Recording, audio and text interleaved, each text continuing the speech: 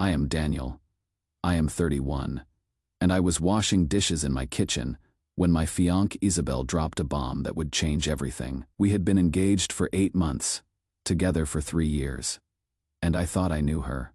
I really thought I did. We need to talk about the guest list, she said, sitting at our kitchen table with her wedding planner binder spread out like battle plans. What about it? I asked, still scrubbing a plate. Your family cannot come.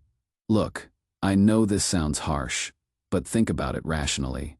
Your brother Trevor has that awful laugh, and your sister Coral still has that nose ring. I just stared at her. This was the woman I was planning to spend my life with. My colleagues will be there, she continued. My boss, the partners from the firm. Do you know what they will think? That I have a family? They will think I am marrying down. I have worked too hard to build my reputation to have it ruined by your uncle doing his card tricks or your cousins talking about their bowling league. Let me paint you a picture of what she was talking about. My family, the people who had welcomed her with open arms from day one, who would never once made her feel bad about being an orphan until age 16, raised by her aunt, who had included her in every holiday, every birthday, every random Sunday dinner, where my mom would make enough food to feed an army because that is just who she is. So you want me to not invite my entire family to my own wedding? I asked, still holding that dish towel. It is our wedding.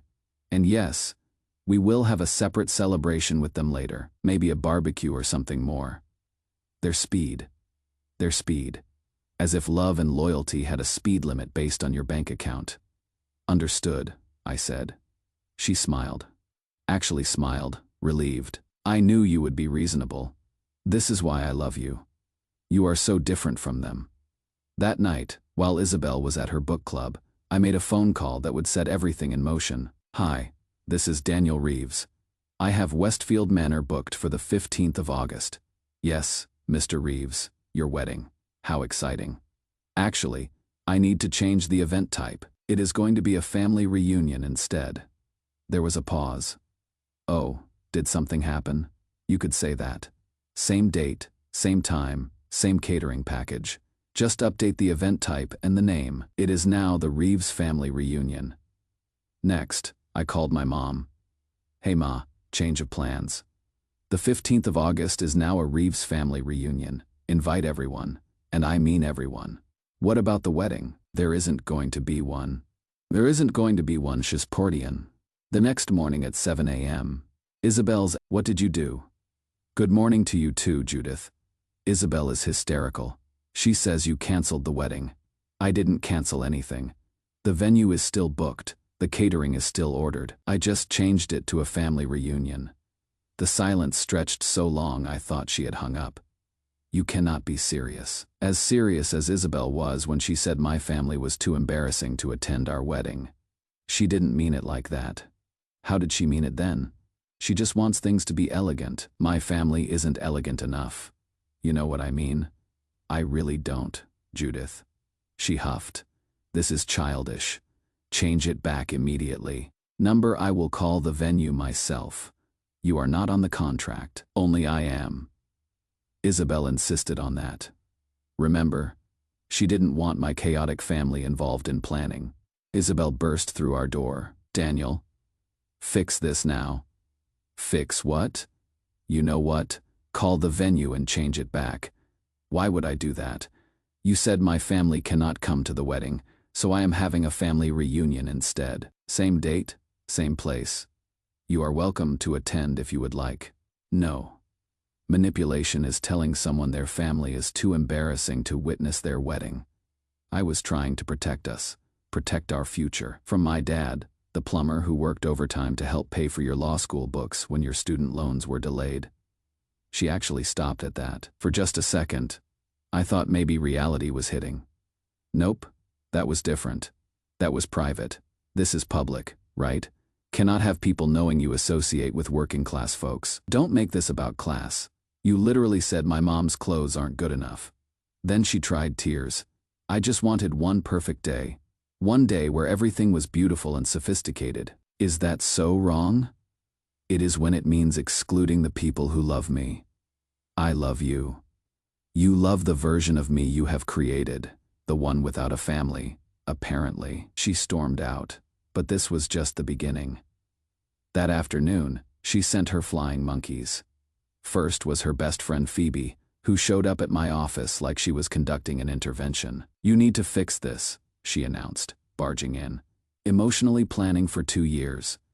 Phoebe pulled out her phone. "Look at this. Look what you are throwing away." She showed me Isabel's Pinterest board, hundreds of images of an elegant wedding. I noticed something interesting. No families in any of them. Just the bride and groom and anonymous pretty people. "Looks expensive," I said. "It is sophisticated. Something your family wouldn't understand." "You are right. They only understand love, loyalty, and showing up for people." Next came Rowan, Isabel's coworker, trying the bro approach, man to man. He said, sitting uninvited in my office. "You are making a mistake. Isabel's going places. Partnership track. You don't want to mess that up. By inviting my family to my wedding, by not understanding the game. Image matters. Your brother showed up to the firm Christmas party in a Pokemon t-shirt. It was casual Friday. It was Thursday. I had to laugh. So that is the kind of thing that holds her back. People judge. And those people aren't worth impressing, but Isabel wasn't done. That evening, she tried the nuclear option. The nuclear option was a PowerPoint presentation. I am not kidding. She set up her laptop in the living room and called me in. The title slide read, "Why Traditional Weddings Are Outdated. A Modern Approach to Marriage Ceremonies." "Sit," she commanded. I sat, morbidly curious where this was going. Slide 1. Slide 4 cited. Slide 2. Slide 3. Photos from her firm's events. All sophisticated, all boring-looking people holding champagne. Slide 4. A photo of my Uncle Pete with his accordion. She had circled it in red with the words "This is why" underneath. "Uncle Pete is a treasure," I said. She clicked through 23 more slides. The last one was just a photo of us with the words "Choose us." "I do choose us," I said. "But us includes my family. Always has." She slammed the laptop shut. "Then you are choosing them over me." "No. I am choosing not to marry someone who is ashamed of where I come from. I am not ashamed. I am strategic. Strategically ashamed." She moved out that night, went to Judith's place. She moved at a call from the caterer. "What kind of request?" Miss Hartley called saying to change everything to vegan options only. She said your family's food choices were too pedestrian and this would elevate things. I am not vegan. Neither is she. Keep the original menu. She is quite insistent. She has called 4 times. I am the one on the contract. Thursday the photographer called. "Hey, your fiancée wants me to only shoot in black and white. She says color photos will highlight your family's unfortunate fashion choices. Shoot in color. She offered me an extra grand to ignore you. Did you take it?" "Nah, man, that is messed up. Friday was the cake tasting we had scheduled months ago. I still went. Why waste good cake?" Isabel showed up with Judith and Phoebe. They sat at a different table, loudly discussing how some people don't understand social capital. Renata, the baker, looked confused. "Are you together?" "We are complicated," I said. "He is being vindictive," Isabel announced. "I make one suggestion about the guest list, and he cancels our entire wedding." I didn't cancel it. I changed it to a family reunion. Renata's eyes went wide. Oh, wow. He is excluding me from my own wedding," Isabel continued. "You excluded my family from it first. That is different." "How?" "Because they are." She stopped. The baker didn't need me to explain it to her. Isabel grabbed her purse. "This is entrapment. This is you being honest for once."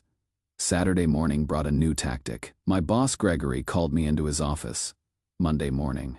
"Daniel, I received a concerning call over the weekend."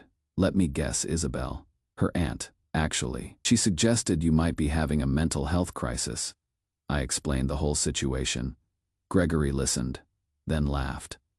"My wife's family tried something similar 30 years ago, said I wasn't good enough." "Wrong background." "What did you do?" "Married her anyway. Her family came around eventually. but she never asked me to exclude my people. That is the difference. That afternoon, Isabel escalated again. She sent a formal legal letter from her firm on letterhead, trying to legally force me to change it back to a wedding. I called my cousin Dmitri. He is a lawyer, does family law and estate planning, not at a fancy firm like Isabel's, but he knows his stuff. She cannot force anything, he said after reading it. You are the sole name on contracts. Also, this is inappropriate use of firm resources. Does her boss know she is using letterhead for personal disputes? Doubt it. Want me to respond officially? Yeah. Make it fun. His response, also on letterhead, was beautiful. Dear Miss Hartley, your letter has been reviewed. As you are neither contractually bound to the vendors nor legally married to my client, you have no standing. Furthermore, using firm resources for personal matters may interest your bar association. Additionally, my client notes that excluding family members from weddings based on socioeconomic status could be considered discrimination. While not legally actionable in this context, it is morally reprehensible. The Reeves family reunion will proceed as planned. You are welcome to attend as a guest if you can behave appropriately around people who work for a living. Sincerely, Dmitri Reeves, Esquire. Cy will be wearing my best bowling shirt. Isabel called screaming within an hour. Tuesday, Judith showed up at my apartment with an offer. Let's be reasonable, she said, pushing past me. She pulled out a checkbook. I will write you a check for $20,000 right now if you exclude them, and marry Isabel as planned. You are trying to buy me off. I am trying to secure my niece's future. She has worked too hard to have it derailed by. She gestured vaguely. By my plumber father, my retail worker mother. 30,000. Get out. You will regret this. Isabel is the best thing that ever happened to you. No, she was the best thing that happened to my resume. Apparently there is a difference. Wednesday brought the smear campaign. Isabel posted on social media about escaping a narcissistic relationship and when someone shows you their true colors. My sister Coral called. Yo, your ex is calling you abusive online.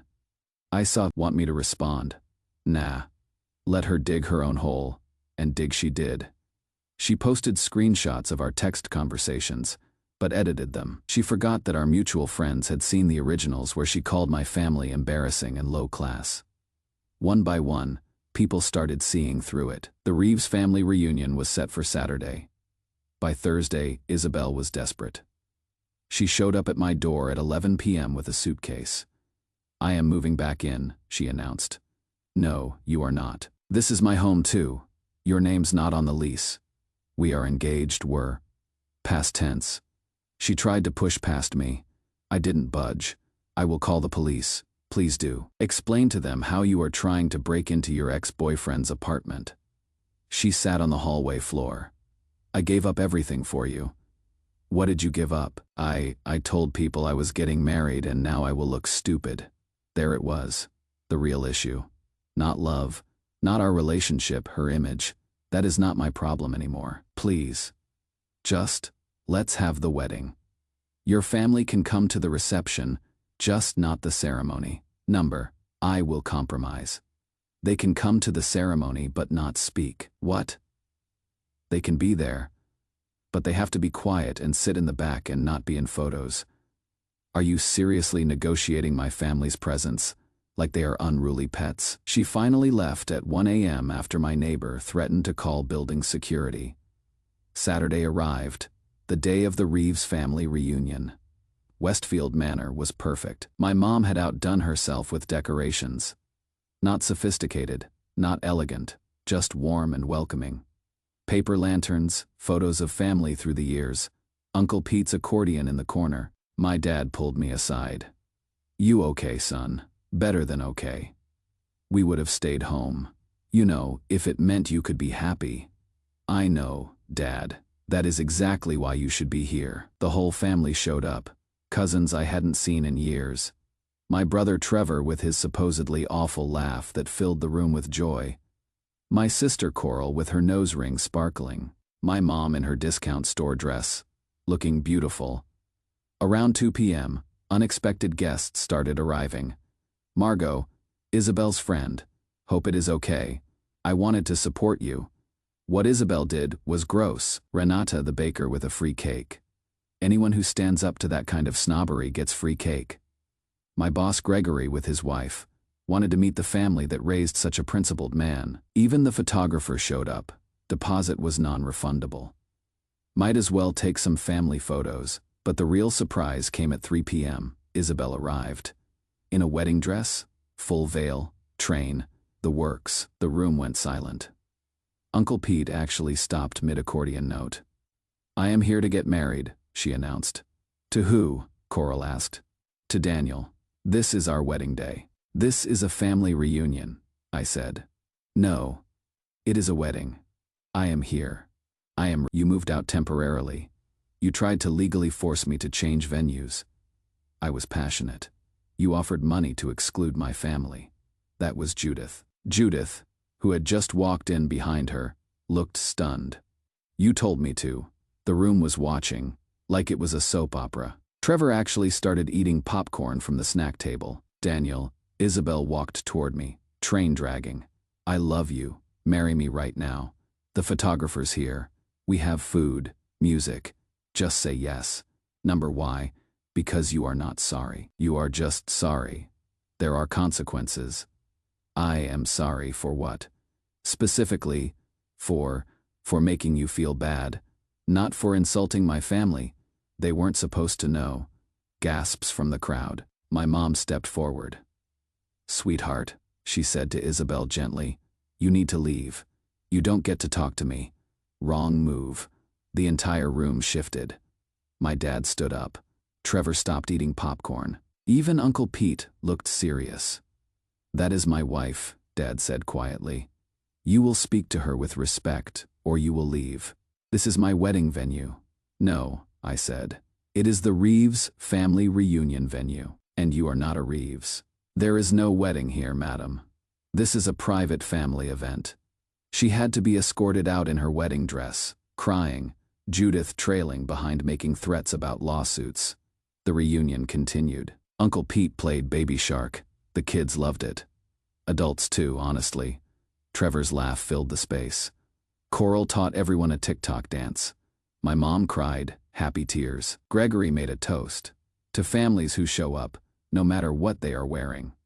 Later that evening, I got a text from Rowan, Isabel's co-worker. Heard what happened. She is at a bar in her wedding dress, telling everyone you are abusive. Also, she got suspended from the firm for the letterhead thing. Sunday morning, Judith left me a voicemail. "You have destroyed her. She has lost everything. Her reputation, possibly her job, her future. I hope you are satisfied." I wasn't satisfied. I wasn't happy about it, but I wasn't sorry either. Actions have consequences. Isabel thought she could erase my family to climb her social ladder.